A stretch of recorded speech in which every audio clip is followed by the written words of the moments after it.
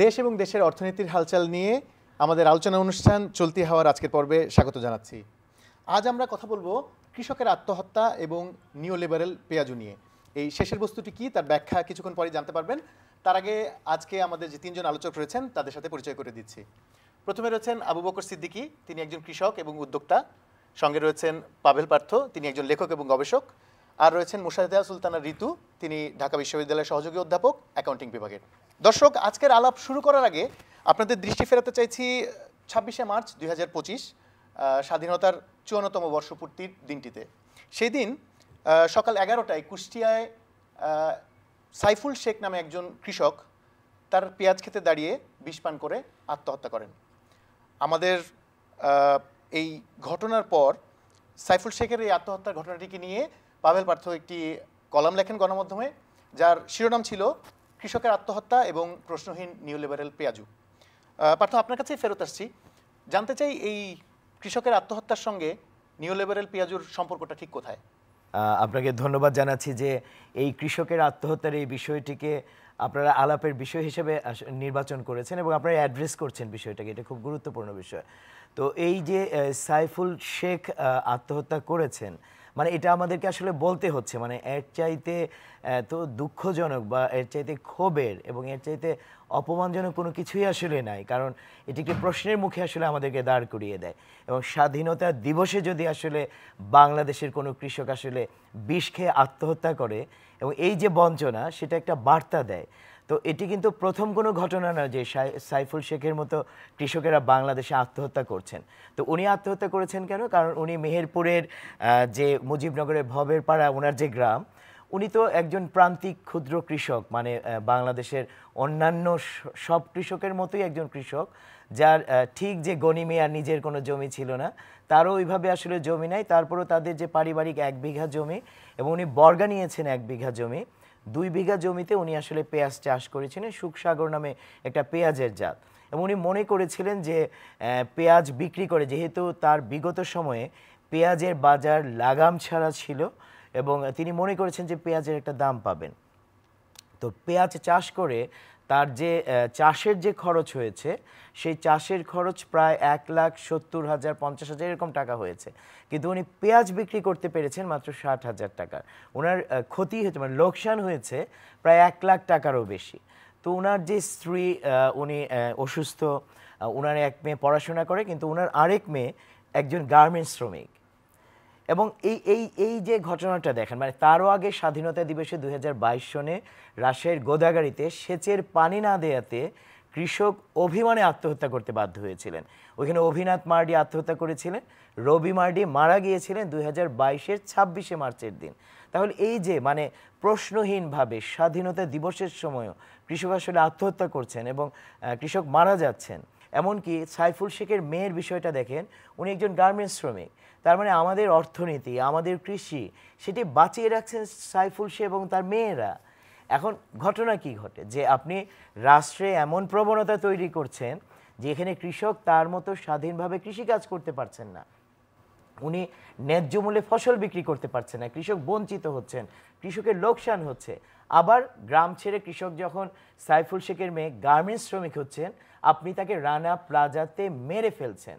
তার মানে কৃষক বা কৃষকের পরিবারের সন্তান, এই তো প্রবণতা। এবং এই প্রবণতাটিকেই আসলে বলা হয়েছে যে একটা নিও লিবারেল, যে আমাদের যে সিস্টেম, সেই নিও লিবারেল সিস্টেম আসলে এই প্রবণতাকে অনেক বেশি চাঙ্গা রাখছে এবং এই রকমের বঞ্চনা, বৈষম্য, যেটা নিপীড়ন, এটাকে আসলে রাখছে। আপনি দেখেন যে এই যে পেঁয়াজ চাষ করছেন, এই বছরের পেঁয়াজ চাষের মৌসুমে একজন কৃষক ভাই আমাদের সাথে আছেন, যে পেঁয়াজ চাষের মৌসুমে কি ঘটনা ঘটেছে, যে কৃষক যে বীজ ব্যবহার করেছেন, এমনকি বিএডিসির বীজ, এমনকি বিভিন্ন কর্পোরেট কোম্পানির বীজ, কৃষকের বীজ হয়নি, কৃষক তো প্রতারিত হয়েছেন।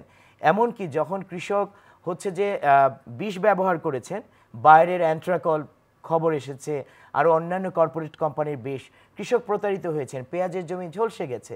তো কৃষক যখন বীজ বা উপকরণ কিনেও প্রতারিত হচ্ছেন, কৃষক সেচের জন্য প্রতারিত হচ্ছেন, কৃষক তার ন্যায্য দাম পাচ্ছেন না, কৃষক বিক্রি করতে পারছেন না।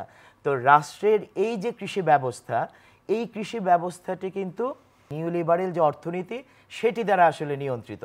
সেই নিয়ন্ত্রণে আসলে আমাদের সামনে কখনো আসলে পেঁয়াজুর নিয়ে আসা হচ্ছে, এই যে যে মানে সাইফুল শেখের মেয়েরা রানা প্লাজা ধসে আসলে আবারও আসলে মারা যান, সেখানে তো নিউ লিবারেল টি শার্টই নিয়ে আসা হচ্ছে। তাহলে এই যে কর্পোরেট কোম্পানি সারা দুনিয়াকে যারা দখল করছে, এমনকি বাংলাদেশের খোদ কৃষি ব্যবস্থা, সাইফুল শেখের এই আত্মহত্যা সেই বার্তা দেয় যে আমাদের এই কৃষি ব্যবস্থার একটা আমূল সংস্কার জরুরি, এবং এই বার্তা দেয় যে এই নিউ লিবারেল ব্যবস্থা থেকে কৃষকের মুক্তি জরুরি, আমাদের কৃষি খাদ্যের মুক্তি জরুরি, এবং আমাদের জনগণের মুক্তি জরুরি। আবু বকর সিদ্দিকী, আপনি তো একজন কৃষক, আপনার কাছে জানতে চাই আসলে কৃষিকাজের এই যে বঞ্চনার জায়গাটা, সেটা আপনি প্রতিদিন কিভাবে দেখেন, বা কিভাবে আপনি এই জিনিসটাকে প্রতিদিন ডিল করছেন? জি, ধন্যবাদ। আমি পার্থ ভাইয়ের যে কথাগুলো শুনলাম, দেখেন সারা পৃথিবী জুড়েই কিন্তু কৃষক আত্মহত্যা এটা কিন্তু একটা কমন একটা বিষয়। এখন আমাদের দেশের কৃষক আত্মহত্যাটা আরও অনেক বড় আকারে ধারণ করত, যেহেতু আমরা মুসলমান। আমাদের গরিব কৃষক বলেন বা আমরা যে বঞ্চনার কৃষক বলেন, সেইটা আত্মহত্যাটা আরও অনেক বড় আকার ধারণ করত যদি না আমরা মুসলমান না হতো। দেখবেন গরিব মানুষের ভিতরে ধর্মীয় অনুভূতিটা সবার মধ্যেই বেশি, ওদের মধ্যে আরও অনেক বেশি, ধর্মীয় চিন্তা ভাবনাটা আরও অনেক বেশি। ও চিন্তা করে যে, বা একজন কৃষক চিন্তা করে যে আচ্ছা আমি যদি আত্মহত্যা করে মারা যাই তাহলে আমার তো দোজক, বা আমার তো হয়তো নরকে যাইতে হবে, ওই ভেবে কিন্তু ও কিন্তু একটু কম করে, যার ফলে অন্য দেশের তুলনায় আমাদের দেশে এরকম, আমাদের দেশে লাস্টে মানে একটা স্ট্রেসফুল জীবন কাটায় কিন্তু একজন কৃষক কিন্তু ইয়ে যায়। এই বঞ্চনাটা তো ভাই বললেন, ওনার সাথে পুরোটাই একমত। আমি শুধু একটা জিনিস, আমার একটা উদাহরণ দিয়ে বলি। আমি 2023 সনের অক্টোবর মাসে একটা ব্যাংক থেকে 12 লাখ টাকা নিলাম। তা আমার উদ্দেশ্য ছিল যে এটা আমি 1 বছরের মধ্যে পরিশোধ করব। ওরা আমাকে যে 30 কিস্তির যে একটা ইয়ে দিলেন, 12 লাখ টাকা কিন্তু, হ্যাঁ, 1.5 লাখ টাকার অতিরিক্ত আমাকে ইন্টারেস্ট দিতে হবে। আমি এটা আমার টোটাল মাসের মধ্যে ইনভেস্ট করলাম। মাসের মধ্যে ইনভেস্ট করলে দেখেন 2023-এর 5ই অক্টোবর 2005-এর ময়মনসিংহের ইতিহাসে লাস্ট 50 ইয়ার্সে এরকমের বৃষ্টি হয় না। আমি দেখলাম যে ধরেন সকাল 10টার সময় বৃষ্টি শুরু হয়েছে, সারা দিন পড়ছে, সারা রাত পড়ছে বৃষ্টি। আমি সকালবেলা যখন, আমি তো বুঝতেছি যে আমার অবস্থা খারাপ, আশেপাশে সব অবস্থা খারাপ। আমি জাস্ট সকালবেলা উঠে দেখলাম যে আমার যে পুকুর পাড় যে আছে, পুকুর পাড়ের মধ্যে কোমর সমান পারে, জাস্ট আমি দেখলাম যে আমার মাছগুলা কিভাবে সারাত তো চলে গেছে, 9 লাখ টাকার মাছ। আমার কিন্তু টার্গেট ছিল যে আমি এটা আমি পরে 6 মাস পরে বা 7 মাস পরে আমি টাকাটা দিয়ে ব্যাংকের টাকাটা শোধ করবো। দেন আমি কিন্তু ওইখানে একটা ধাক্কা খেলাম। ধাক্কা খাওয়ার পরে আমার ইনস্টলমেন্টগুলো উল্টাপাল্টা হয়ে গেল। গত বছর জুন জুলাইতে, জুলাই আগস্টে যে আন্দোলনটা হইল, জুলাই আগস্টে আন্দোলনে কিন্তু আমি আমার যে সমন্বিত খামারের যে আম, আমি 3 টন আম বিক্রি করতে পারি নাই। এবং আমার ওই সময় ড্রাগন পাকতি ছিল, আমি প্রায় 55 ক্যারেট করতে পারি না। আমি হিসাব করে দেখলাম, মানে আমার যে ইয়ে অনুযায়ী আমি প্রায় 7 লাখ টাকার ধরা খেয়ে গেলাম। প্রথমটা হইলো প্রকৃতির কারণে, কিছু করার নাই, আমি নিরীহ। পরেরটা হইলো দেশের রাজনৈতিক কারণ। এটা আমাদের দেশের রাজনৈতিক কারণে বিভিন্ন সময় হয়। এখন বঞ্চনা ব্যাপারটা হচ্ছে কিছু না, আমাদের দেশের পুরা অর্থনৈতিক যে আর্থিক ব্যবস্থা যেটা আছে, সেটা পুরাটাই হয়েছে কৃষকের গলা চেপা এই জিনিসটা আদায় করা। কৃষকের গলা চেপা কীরকমের, ধরেন এই যে একটা, ধরেন আমি একটা জিনিস বলি, আমাদের অঞ্চলে কিছু এনজিও লোন দেয়। তার আমি কিন্তু একটা লোন করছি 30,000 টাকার একটা লোন করছি, 4 মাস পরে 3200 টাকা দিতে হয়েছে আমার। 30,000 টাকা ধান বিক্রি করে কি 3200 টাকা দিতে হয়? আপনি চিন্তা করেন কয় টাকা। এটা আমার, আমি একটা উদাহরণ দিয়ে বললাম। এখন ধরেন রুট লেভেলে যে কৃষক যে যারা আছে, তাদের অবস্থা তো আরও ইয়ে। প্রত্যেকটা কৃষক একটা এনজিওর লোন, একটা ব্যাংকের লোন পরিশোধ করার পর কান ধরে, যার জীবনও কিন্তু কোনো দিন যাবো না। কিন্তু কৃষক তার ফসলরে ভালোবাসে, তার জমিকে ভালোবাসে, সে আবার করে, সে আবার লোন করে। এই দেশের কৃষক বলেন, আমি আগে বলছি না, এরা আসলে ঠেকা কৃষক, ঠেকা কৃষক কৃষিকাজের মধ্যে আছে, পারবে না। আমি যেটা বলি, এই যে দেখেন এই যে সামিট যে করলো, গতকাল সামিটের না করলো, আপনি একটা জিনিস বলেন যে এর মধ্যে কৃষকদের কোনো কথা আসছে? বাংলাদেশে প্রায় 8 থেকে 10 হাজার কোটি টাকার কৃষি আপনার এই যে কীটনাশক আমদানি হয়, 98% এই আমদানিগুলো সব হলো বিদেশ নির্ভর, ইন্ডিয়া নির্ভর, চায়না নির্ভর, ফ্রান্স নির্ভর, যে নির্ভরতা আছে। আমার দেশে কি কোনোদিন এই জিনিসটা হয়েছে? কোনো সরকার বলেন, ব্যক্তি উদ্যোগে বলেন, এই যে বলেন, কোনো কিছু ধরেন আমি আপনাকে একটা জিনিস বলি, আমি যদিও নিরাপদ কৃষির সাথে জড়িত, অর্গানিক না, আমি 2017 সনে ধরেন আমি 5,000 টাকার কীটনাশক কিনে আমি হয়তো 2 একর জমিতে আমি সারা বছর আমারই হয়, এখন আমি 50,000 টাকা পাচ্ছি প্রতি মুহূর্তে পারতেছে। আমার কৃষি পণ্যের কি দাম বাড়ছে এরকমের? সব আইওয়াস। আপনি কৃষকদের নিয়ে যে ধরনের বাংলাদেশে যে ধরনের বা বাংলাদেশে ধরনের যে ধরনের ইগুলো রয়েছে, এটা আইওয়াস পার্থবাই কৃষকদের নিয়ে গবেষণা করে, আপা কৃষকদের নিয়ে গবেষণা করে, এটা আমি আমার রুট লেভেল থেকে বললাম আর কি। ধন্যবাদ আবু বকর। মুশাহিদ তো আপনার কাছে আসছি। এই যে আমরা আলোচনার দুই বক্তার বক্তব্য শুনলাম, আমি আপনার কাছে জানতে চাই, আপনি একাডেমিক এবং গবেষক, কিন্তু এর বাইরেও আপনি একজন অ্যাক্টিভিস্ট। সেই জায়গাটা থেকে আমাদেরকে একটু বলেন যে এই যে সাইফুল শেখের আত্মহত্যা বা কৃষকের সঙ্গে যে বঞ্চনা, এটার দায়টা আসলে কার? এটার দায়টা তো আসলে আমাদের যে পুরো কৃষি ব্যবস্থা গড়ে উঠেছে বহু বছর ধরে তার। এবং আরেকটা বিষয় হচ্ছে, এখানে গুরুত্বপূর্ণ বিষয় হচ্ছে সরকারের নিয়ন্ত্রণহীনতা। এই যে আমরা বাজারের উপর ছেড়ে দিয়েছি, যেটা বলা হচ্ছে যে নিওলিবারাল পলিসি, যে আমি কৃষক এই বছর ভালো উৎপাদন হলো বা সে ভালো দাম পেল, পরের বছর সে আবার উৎসাহিত হয়ে সেটা প্রোডাকশনে গেল, কিন্তু সে দেখা গেল অনেক বেশি প্রোডাকশন করছে, তার অনেক বেশি উদ্বৃত্ত হচ্ছে, কিন্তু সেখানে আবার স্টোরেজ নাই, গুদাম নাই, কোল্ড স্টোরেজে রাখার ব্যবস্থা নাই, সংরক্ষণ করার ব্যবস্থা নাই। তো এই যে আপস অ্যান্ড ডাউনস, এটার কারণে কৃষকরা সাফার করছেন।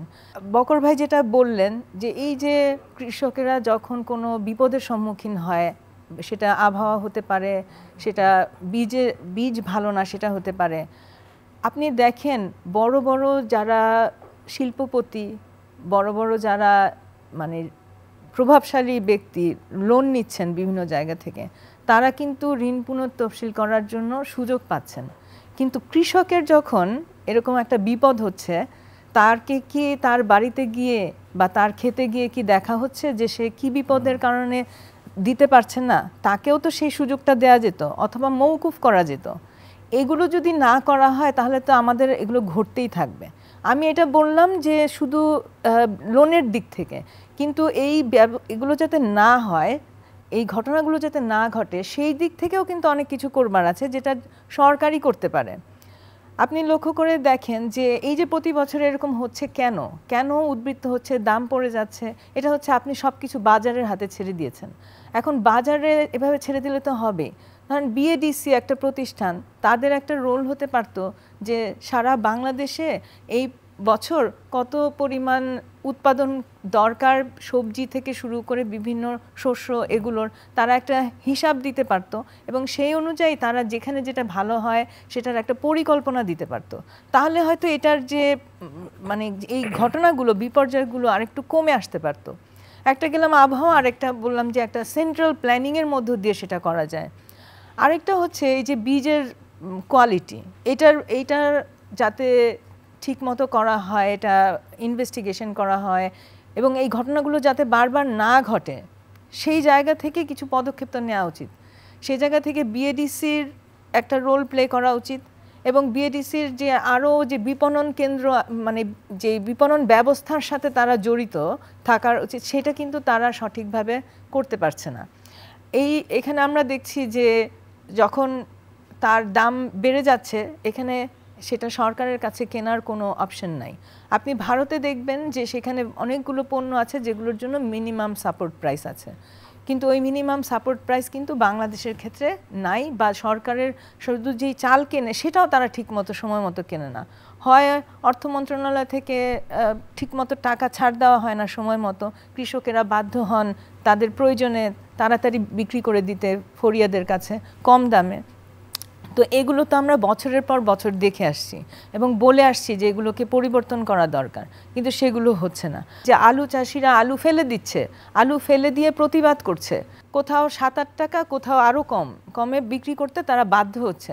তো তাদের এই যে লোকসান হচ্ছে না, আমরা তো দেখছি, তারা কি ভবিষ্যতে আলু উৎপাদন করবে? আবার অন্য সময় দেখা যাবে যে এই আলু যেটা এখন তারা কোল্ড স্টোরেজে রাখতে পারছিল না সেটার কারণে সামনে কিন্তু দামটা বেড়ে যাবে। তখন আপনারা বলবেন বা জনগণ বলবে যে সরকার দাম নিয়ন্ত্রণ করতে পারছে না, তখন সরকার আরেকটা কারণ দেখাবে। কিন্তু সেটাও তো সত্যি, আমরা তো 400 টাকা কেজি পেঁয়াজও খেয়েছি। আবার কোনো সময় ভোক্তারা যদি ধরেন 40 টাকায় কেনে, তখন সে মনে হয় যে খুশি হয়ে একটা ধন্যবাদ দিয়ে দেয় সরকারকে। তো এই যে ক্রেডিট নিচ্ছে সরকার এখন, যেটা একটা ন্যাচারাল কারণে হয়েছে, আবার তার কোনো ইন্টারভেনশনই এখানে নাই। তো এইগুলোর ক্ষেত্রে আমরা দেখা যাচ্ছে যে সব সময় কৃষকই সাফার করছে। মোটা দাগে কি এই কথাটা বলা যায় যে উৎপাদন, সংরক্ষণ এবং বিপণনের যে ব্যবস্থা আছে আমাদের, তার আসলে কোনো সমন্বয় নেই প্রথমত। আর দ্বিতীয়ত হচ্ছে গিয়ে আমরা যেভাবে বাজারকে দেখি, সেই বাজারটা হয়তো আমাদের এই দেশের যে সামগ্রিক ব্যবস্থা তার সঙ্গে সামঞ্জস্যপূর্ণ নয়। আপনারা কি মনে করেন? আমি এই প্রশ্নটা আপনাদের তিনজনের কাছেই জানতে চাচ্ছি যে আপনাদের কি মনে হয়। সরকার এই প্রথম যে একটি আত্মহত্যার ঘটনাকে অ্যাড্রেস করেছেন এবং তারা এটি তদন্ত করেছেন, একটা প্রতিবেদনও করেছেন। সেই প্রতিবেদনের মধ্যে তারা লিখছেন যে এই কৃষক এত মানে অনেক জায়গা থেকে লোন করতে হয়েছে, যেহেতু তার নিজের কোনো টাকা নেই, যেটা এনজিও বলেছেন, আর অন্য জায়গা থেকে দোকান থেকে করেছেন, এবং তিনি অতিরিক্ত হতাশাগ্রস্ত হয়ে পড়েন। তাহলে কৃষকে হতাশাগ্রস্ত হতে হচ্ছে, যেটা আসলে ঋতু আপা আসলে বলেছেন যে আমরা যে নিউ লিবারেল এগ্রিকালচার সিস্টেমকে আসলে রেখেছি, সেই ব্যবস্থায় কৃষক হতাশাগ্রস্ত হচ্ছেন। এবং মানে যে কথাটি আসলে বলা হচ্ছে যে কত কৃষক আত্মহত্যা করে, তার তো আসলে কোনো খোঁজ পরিসংখ্যান বাংলাদেশে নাই। কিন্তু centre for injury prevention and research, এটা একটি ইনস্টিটিউট, তারা 2016 সালে একটি গবেষণা করেছিল, দেখিয়েছে যে বাংলাদেশে যে পরিমাণে আত্মহত্যা হয় তার 55% হচ্ছে কৃষক। মানে চিন্তা করা যায় এটা, তাহলে কৃষক আত্মহত্যা করছেন। বাংলাদেশ ক্যান্সার রিসার্চ ইনস্টিটিউট যে গবেষণা দিয়েছে, বাংলাদেশের সবচেয়ে বেশি ক্যান্সারের রোগী হচ্ছে গ্রামের কৃষক। তাহলে এই যে মানে আপনি মানে খাদ্য কৃষি উৎপাদনের নামে কৃষককে কাঠামোগতভাবে হত্যা করছেন, কৃষক আত্মহত্যা না করতে কাঠামোগতভাবে তাকে হত্যাই করছেন। তাহলে এই যে প্রবণতা, এই যে বঞ্চনা, এটির অন্যতম কারণ কিন্তু অব্যবস্থাপনা এবং সমন্বয়হীনতা। কেন আমরা কি গ্রামে গ্রামে এই পেঁয়াজ কি মজুত করা যায় না? আর সরকার তো এটা জানে যে বাংলাদেশে কোথায় আলু উৎপাদন হয়, কোথায় কলা, কোথায় হচ্ছে ধান, কোথায় হচ্ছে দুধ। তাহলে গ্রামে গ্রামে কিন্তু কৃষকদের মধ্য দিয়ে ওইখানে কিন্তু সংরক্ষণাগার তৈরি করা যায়, দেশীয় পদ্ধতিতেই করা যায়, এবং এই বিপণন ব্যবস্থাতে কৃষককে যুক্ত করা যায়। বিপণন অধিদপ্তর আছে, তাদের আসলে কাজ কি? তারা কি পেঁয়াজের ন্যায্য দাম নির্ধারণ করতে পারছেন না? সেখানে কৃষককে আনতে হবে, সেইখানে ভোক্তাকে আনতে হবে, সেইখানে বিক্রেতাকে আনতে হবে, ক্রেতাকে আনতে হবে, এইখানে যত স্টেক জড়িত গণমাধ্যমকে আনতে হবে, এবং অন্যান্য সবাইকেই তো আনতে হবে। কারণ আমরা তো শেষ পর্যন্ত সবাই কৃষকের খাবার খাই। তাহলে কৃষকের খাবার যদি আমাদেরকে খেতে হয়, তাহলে খোদ নীতি নির্ধারক থেকে শুরু করে সবাইকে কৃষকের পাশেই দাঁড়াতে হবে, যে কৃষক কেন ক্ষতিগ্রস্ত হবেন, লাভবান হবেন সেই জায়গাতে। তাহলে রাষ্ট্রকে তার যে কৃষি নীতিমালায় কৃষককে অন্তর্ভুক্ত করতে হবে, এবং এই বিপণন ব্যবস্থা, ন্যায্য দাম, আরও অনেক কিছুই আসলে যেটা কৃষকের মধ্যেই হতে হবে, মানে কৃষকের আয়নায় তাকাতে হবে রাষ্ট্রকে। আবু বকর, আপনার কাছে আসছি, খুব সংক্ষেপে একটু বলেন, এই যে আমাদের উৎপাদন ব্যবস্থা এবং বিপণন ব্যবস্থার সমন্বয়হীনতা, এইটাকে দূর করার জন্য আপনার পরামর্শ কি একজন কৃষক হিসেবে? না, উৎপাদন ও বিপণন ব্যবস্থা দেখেন, আমি একটা জিনিস বলি, আমি আমার উদাহরণ দিয়েই বলি, যেহেতু আমি কৃষি না, আমার স্টকে কিন্তু আলু আছে, আমি আবার আলু করছি। আমি একটা সরকারি ইসের মধ্যে গেলাম, সরকারি ইসের ভিতরে কোল্ড স্টোরেজে আলুর যারা বিক্রি করে আলুর বীজ, তা আমি বললাম ভাই আলুর বীজ কাঁদে দিতেছেন? বলছে যে আমরা এটা এমনি বলি, বলছে যে আগের যে লিস্ট ছিল আমরা ওই লিস্ট ধরে দিতেছিলাম, এবার নতুন লিস্ট আসছে আমাদের কাছে, তা আমরা নতুন লিস্ট ধরে দিয়ে দিচ্ছি। আগের মানে আমরা কোনো একটা জায়গা থেকে একটা নতুন লিস্ট আসছে, কারা পাইতে পারে আসছে নতুন, ওকে। ওই সময় কিন্তু আলুর দাম কিন্তু নর্মাল খাবার আলুর দামই 80 টাকা কেজি। আপনি যাদের দিলেন তাদের পিছনে ব্যাকগ্রাউন্ড চিন্তা করছেন যে এরা কি আলুটা বীজ হিসাবে বিক্রি করবে না আপনার খাবার আলু হিসাবে বিক্রি করবে? বীজ আলু যদি আপনার 55-56 টাকা দিয়ে কেজি কেনে, আর ওইখানে যদি খাবার আলু 70 টাকা থাকে, বাংলাদেশের এথিক্যাল অবস্থাটা কোন জায়গা? সে জীবনে একটা বীজ আলু কি ওটা সে কৃষকদের দিবে না। পরে সিন্ডিকেট করে যেভাবে বীজ আলুটারে 56-57 টাকা, 120-30, আমি 120-30 টাকা দিয়ে কিনছি, ওকে আমি কিনলাম। এখন আমি যাদের কাছে বীজ এবং কিনলাম, তারা তো এখন আলু হওয়ার পর আমার চাপের মধ্যে রাখছে, ভাই আমার কিন্তু ইচ্ছা আছে, আমার টার্গেট ছিল যে আমি যদি 30 বা 35 40 টাকাও যদি হয় বিক্রি করতে পারি, তাহলে আমার খরচ মোটামুটি আমার লাভ দরকার নেই। এখন আমারে কিন্তু এই যে দোকানদাররা চাপাচাপি শুরু করছে, ভাই আপনি দিলেন না, আলু টালু বিক্রি করেন আপনি। এটা আমার ক্ষেত্রে আমি আলু বিক্রি করব, তাহলে আমার 40 টাকা উৎপাদন খরচ বা 35 টাকা উৎপাদন খরচ, 17 টাকা আমার আলু করতে হবে, আলু করতে হবে। আমি আমার দিক দিয়ে অন্য কৃষকদের অবস্থা দেখি, সে তো আলু রাখবে না, সে তো আবার লস করবে। লস খেয়ে একটা সময় তার মন খারাপ হবে, কেউ আত্মহত্যা করবে, কেউ জায়গা জমি বিক্রি করবে। এই আপনার কাছে আমার একটা ব্যক্তিগত প্রশ্ন, সেটা হচ্ছে যে আপনি একজন শিক্ষিত মানুষ, আপনার একটা পিএইচডি ডিগ্রি আছে, কৃষিকাজকে আপনি পেশা হিসেবে নিয়েছেন, উদ্যোক্তা হয়েছেন।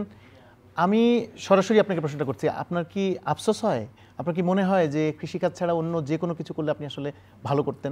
অবশ্যই ভালো করতাম, কারণ আমার ভালো জায়গাগুলো থেকেই তো আমি কৃষিতে আসছি না, অনেক ভালো জায়গা থেকে আমি কৃষিতে আসছি। আমার ওইখানে কৃষিতে আমরা যারা উদ্যোক্তা লেভেলের আছে, আমাদের তো খালি মাঠটা, আমাদের উদ্যোক্তা যদি আমরা কৃষিকাজ করি, আমাদের ওইখানে ইনফ্রাস্ট্রাকচার অনেক কিছু আমাদের করতে হয়।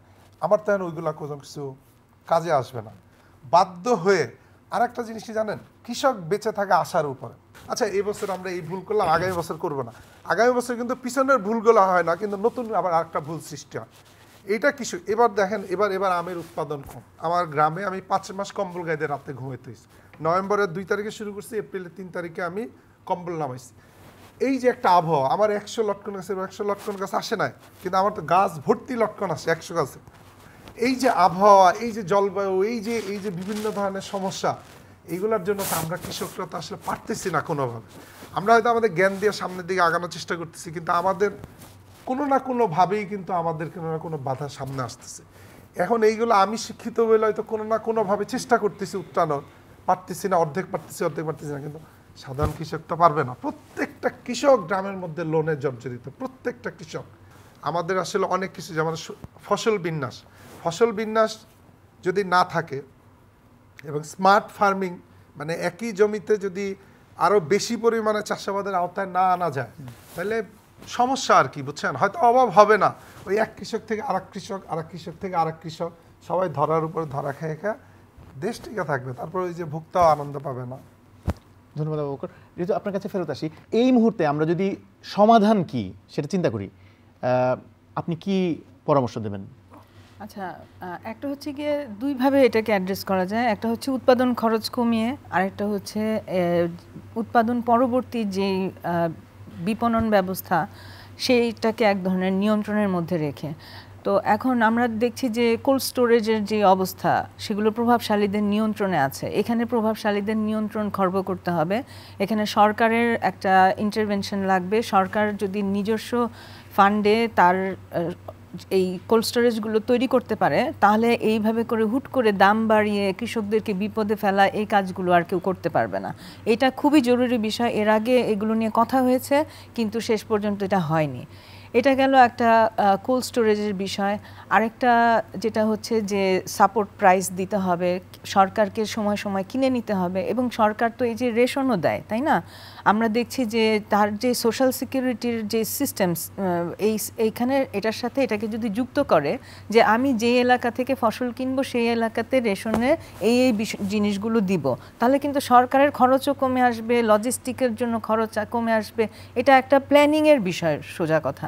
তো আমাদের ইনস্টিটিউশন সেভাবে ডেভেলপ করেনি। আর উৎপাদন খরচ কমানোর জন্য সারের দাম কমাতে হবে, কীটনাশকের দাম কমাতে হবে, কীটনাশকের উপর যে নির্ভরতা তৈরি হয়েছে সেটা বন্ধ করতে হবে, বা আমাদের জৈব সার কীভাবে উৎপাদন করা যায় সেটা আমাদের মনোযোগ দিতে হবে। যেমন আমরা আগে অনেক আখ চাষ করতাম, সেখান থেকে কিন্তু আখের যে বর্জ্য, সেখান থেকে প্রেসমার দিয়ে সার করা যায়। সেই জৈব সার যদি আমরা বাড়াতে পারতাম, একই সাথে কৃষিভিত্তিক যেই শিল্প, সেটাকে আমাদের বাড়াতে হবে, যেন এগুলো এভাবে করে না যায়। ধন্যবাদ ঋতু। দর্শক, আমরা অনুষ্ঠানের একেবারে শেষ পর্যায়ে চলে এসেছি। আমরা আজকে যে বিষয়টা নিয়ে আলোচনা করলাম, তার থেকে যদি একটি বিষয়কে আমরা পৃথক করি, সেটা হচ্ছে সাইফুল শেখের মৃত্যু। এই কৃষক সাইফুল শেখ আত্মহত্যা করেছেন, কিন্তু সেই আত্মহত্যা আসলে কতটুকু আত্মহত্যা আর কতটুকু হত্যা, আমার মনে হয় সেটা ভেবে দেখার সময় আমাদের এসে গেছে। চলতি হওয়ার আগামী পর্বে আর একটা বিষয় নিয়ে আলোচনা করব। ততদিন ভালো থাকবেন। ধন্যবাদ।